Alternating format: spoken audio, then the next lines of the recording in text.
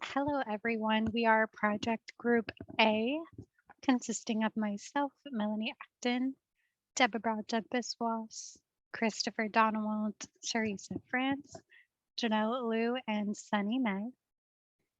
And we are going to present to you our ZARA case. ZARA has been in business since 1975. They're part of the Inditex group. ZARA has made it their mission to offer affordable, quality fashion items to consumers all over the world.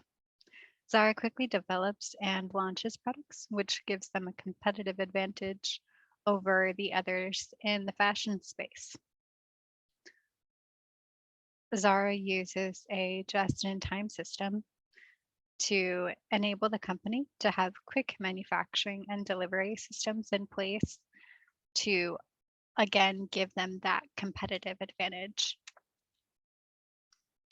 ZARA sets themselves apart from other fashion retailers by committing to a detox-free clothing production, which is something that struck a little bit of controversy back in 2011. They have committed to that throughout the entirety of the last 10 years. ZARA's unique approach to fashion has made them stand out as a competitor to luxury brands in fashion. Now, I will let Chris tell you about the arenas using the diamond strategy. Moving to the arena component of strategy, I will discuss the what, where, and the who of ZARA's business activation and competitive advantage. ZARA focuses on producing and selling medium quality fashion clothing at affordable prices. How does it do this? One of its key differentiators in the process is its relentless commitment to staying out in front on fashion. ZARA's designers attend trade fairs and ready-to-wear fashion shows in Paris, New York, London, and Milan, refer to catalogs of luxury brand collections, and work with store managers to develop the initial sketches for a collection close to 9 months before the start of a season.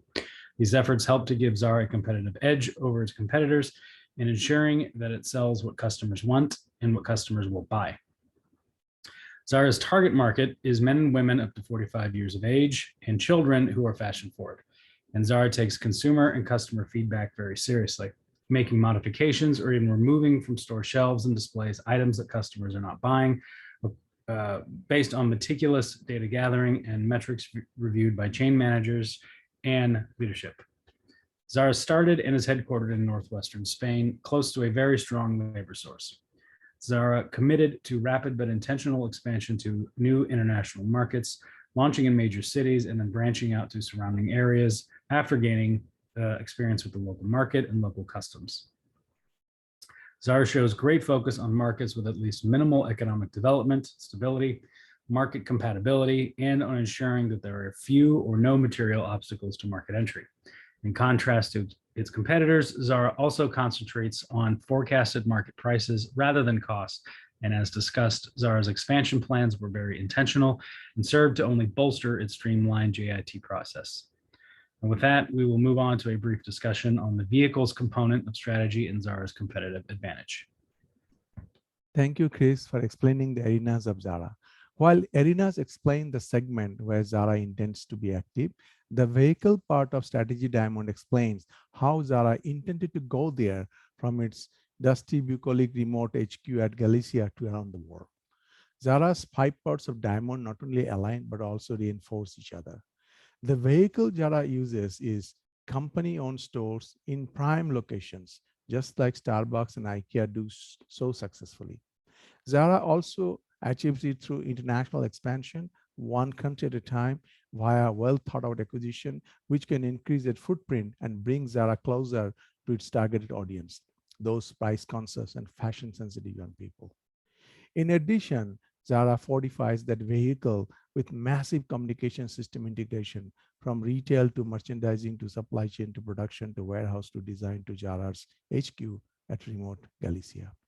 All this together gives ZARA a formidable advantage against its competitors. Now over to Theresa. ZARA's main differentiator is its supply chain and merchandising strategies. This creates a competitive advantage both in industry and with the consumer. I dig deeper into why that is in the notes section, which I encourage you to read, but this is more of a high-level look. So first, as an industry competitor, ZARA is nimble. It can iterate and test without significant risk because its key manufacturing components are vertically integrated. These test products also serve as marketing and draw customers into the stores. Its location in Spain is uniquely advantageous because it has access to highly skilled craftspeople at low labor costs and can still maintain that Made in Europe label. For competitors, small manufacturing runs are expensive because they contract with global external suppliers that produce at economies of scale. ZARA's supply chain also gives it a competitive advantage with consumers. Though ZARA is a fast fashion follower, customers perceive the brand as being trend forward, meaning at the beginning of the trend life cycle, and associate it with high-end brands that occupy that space. But ZARA is really democratizing fashion with a customer perception of trendiness and affordability, and that's something that Benetton and Gap lack. So this perception really is possible because of ZARA's compressed manufacturing timeline. And next, I'm handing it over to Genelle. Based at the time of the business case, ZARA had 282 stores in 32 countries. Typically, ZARA enters a new country with a strong focus on location. They like to open at a prime location and one flagship store first in a major city and then expand after gaining local experience. ZARA was able to gain a competitive advantage through ease of market entry, merchandise variation, and marketing positioning. ZARA expanded very quickly in the 90s to early 2000s. When ZARA enters a new market, it looked for a market that will resemble the Spanish market by evaluating the level of economic development and barrier to entry. Secondly, they also offer merchandise variation that caters to local customers' preferences. Lastly, they also focused on marketing positioning in different countries. While ZARA is marketed as an affordable brand in Spain, but it is positioned as a high-end retailer in South America due to higher supply chain costs that were added to the price tag. Sonny here. So today I will talk about ZARA's economic logic. So we believe ZARA's economic logic resides on both sides of the cost and revenues to generate a positive returns.